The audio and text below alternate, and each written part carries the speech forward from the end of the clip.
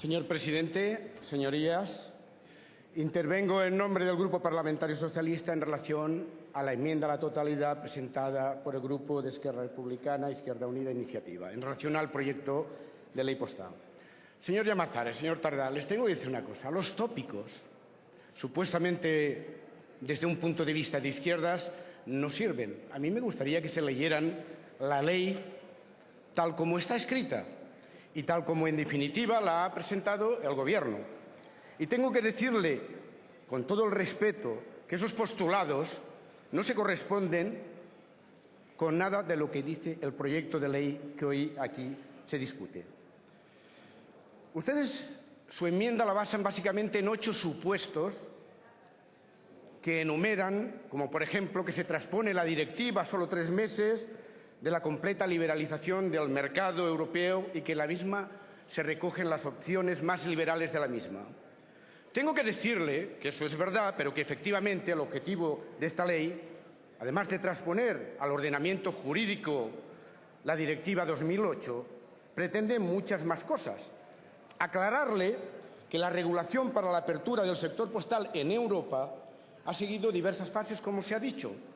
Desde hace 15 años, en el año 97, se hizo la primera directiva, en el 2002 la segunda y ahora la tercera, que fue prácticamente se publicó la tercera, que marcaba una apertura del mercado y la eliminación del área reservada a correos.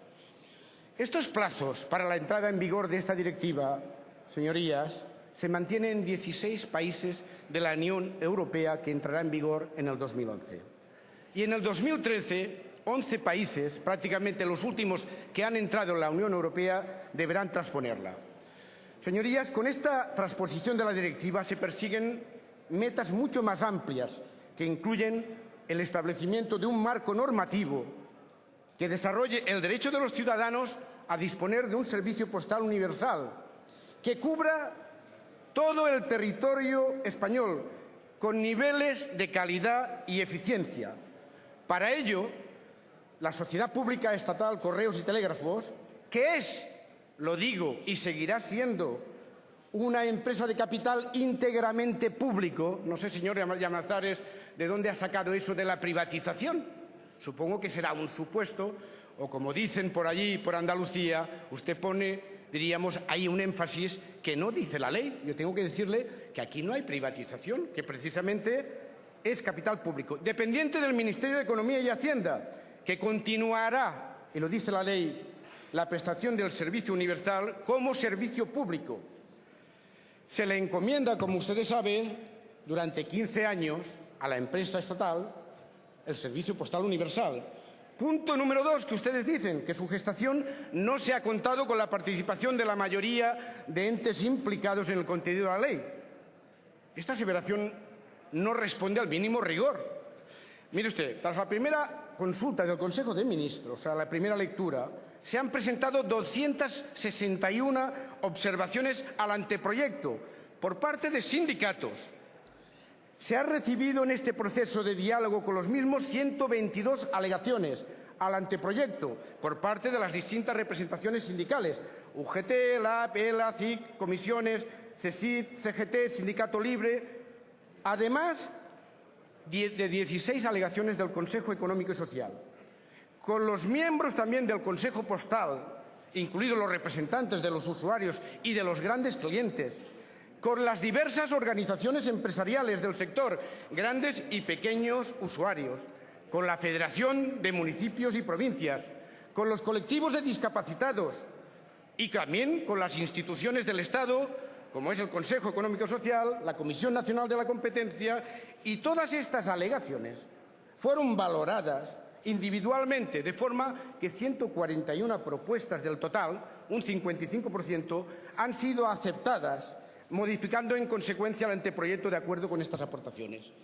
El dictamen del Consejo Económico y Social resalta y valora en su informe que, a diferencia de la Ley Postal del 98, esta vez sí que se les ha consultado y que, por tanto, manifiestan que las exigencias en cuidado a la interpretación de las normas comunitarias realizadas por el Tribunal de Justicia valoran finalmente el texto como positivo y que el encaje conseguido entre distintas posiciones y estimaciones, es un modelo en general bien construido.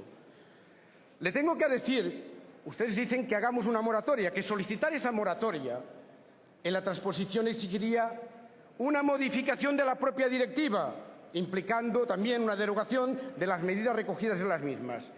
Les tengo que decir, algunos portavoces ya lo han dicho, que esta no es la solución para garantizar como Correos, como una empresa eficiente, como una empresa capaz de competir. Al contrario, tenemos que saber que estamos en un mercado europeo donde Correos se ha invertido en los últimos años como para poder, diríamos, entrar en el mercado con músculo, como se ha dicho, con capacidad para competir y que esta es la mejor garantía. Dicen ustedes también que se ha optado por un modelo altamente desregulado. Mire, Correos, la ley dentro de las posibilidades que permite la directiva que se transpone ha optado, y se lo digo claramente, por elegir la configuración de un mercado postal más favorable al servicio público y al operador público, como la prueba que se designa a Correos para prestar este servicio, y por el periodo de 15 años. Pero es que esto, en la mayoría de países europeos, se ha optado también por proteger a la empresa. Y, por tanto, en definitiva, nosotros optamos claramente porque los derechos laborales de los trabajadores a los que el proyecto da una posición preferente, nosotros no vamos a hacer lo que ha hecho el Reino Unido, que es un poco lo que usted, señor Llamazares, decía. Mire, nosotros no vamos a permitir el acceso a la red pública de forma indiscriminada, entrando y saliendo a su interés, lo que llevó a Royal Mail en su día a tener que abandonar algunas fases del negocio postal sin ni siquiera amortizar importantes y costosas inversiones en infraestructuras. La combinación de una rápida apertura sin dotar al operador de una gestión ágil, cosa que esta ley sí hace, y herramientas para poder competir con los operadores privados más eficientes, han sido factores en el Reino Unido que han llevado a la destrucción masiva de empleo, a la calidad del servicio y a la incertidumbre social. Al contrario, este Gobierno apuesta por una empresa pública competitiva y que garantice su viabilidad en el mercado postal, que tiene también con la inversión realizada. Se decía, el señor Fernández lo ha dicho, que este Gobierno no ha preparado la compañía para competir.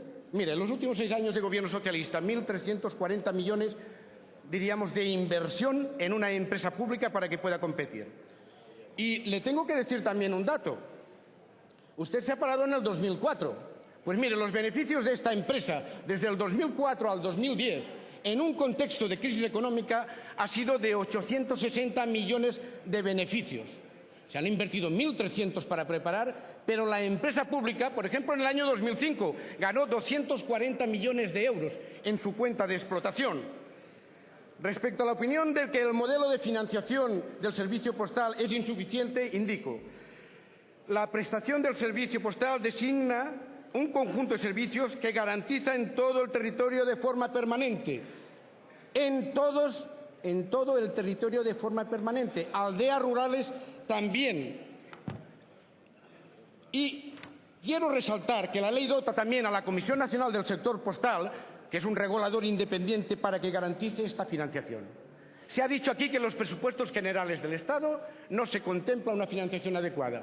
La ley lo que dice es que la Comisión Nacional del Sector Postal deberá garantizar el servicio postal universal a través de los usuarios, los operadores y los presupuestos generales del Estado. Nunca como ahora el servicio postal universal, mediante esta ley, queda claramente como un servicio público que además garantiza. Y las entregas del presupuesto del 2011, que el señor Fernández Rosada ha dicho, la consignación, se podría entender, y lo dijo el subsecretario de Fomento, como una entrega a cuenta, y al final de auditar el coste del servicio postal universal, finalmente se consignará la cantidad correspondiente.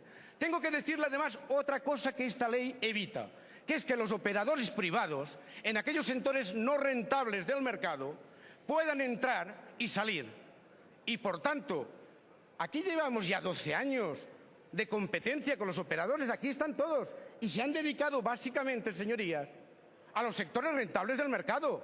Nosotros, además de eso, además de garantizar ese servicio público, tenemos que competir con esos operadores, con una empresa que tenemos, que es una buena empresa, que es una empresa que ha dado rentabilidad, que el servicio público de Correos está reconocido en una en el CIS, por ejemplo, que es el servicio público más valorado por los usuarios y los españoles. Y además el índice de satisfacción del cliente se califica como notable. Por tanto, ¿por qué hacemos un discurso en contra de una prestación, de un servicio que funciona, de una ley que en definitiva lo que está haciendo es transponer una directiva en sentido de dotarnos a la empresa pública de medios para competir y además hacerlo también en sectores rentables del mercado? Porque tenemos que hacerlo. Nosotros no solamente tenemos que proteger el servicio postal universal, sino que tenemos que competir en un área cada vez más liberalizada. Miren ustedes, este es el mismo contexto que se ha producido en el resto del sector europeo. Esta liberalización lleva desde el año 98. Por tanto, el sector europeo y en particular español están inmersos en una corriente de cambios, en una corriente de transformaciones, pero el sector postal ha alcanzado un alto grado de madurez en España. Ya tenemos competencia desde hace 12 años. Y además mantenemos el 80% del correo postal dentro de la compañía, diríamos, pública. Nosotros tenemos que competir, señorías, lo he dicho antes, con lo que son las nuevas demandas. La aparición y consolidación de productos y sistemas electrónicos alternativos al correo tradicional, que es donde correo tiene la mayor concentración de ingresos.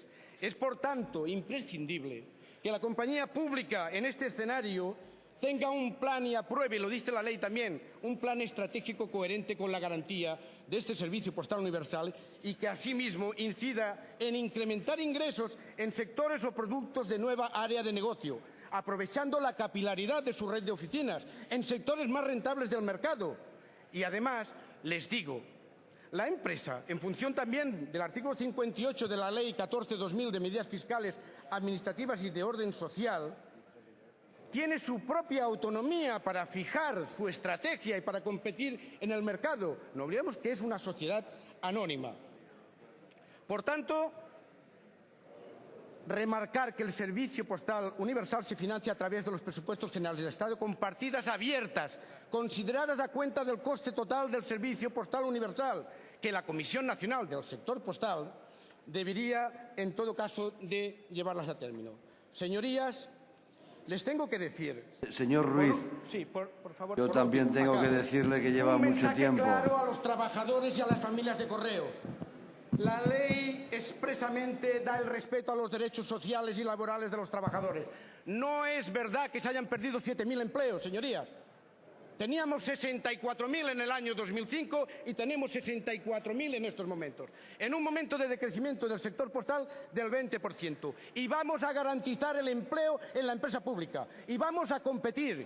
Y vamos a hacer que los derechos laborales del conjunto de los trabajadores se respeten. Nada más y muchas gracias.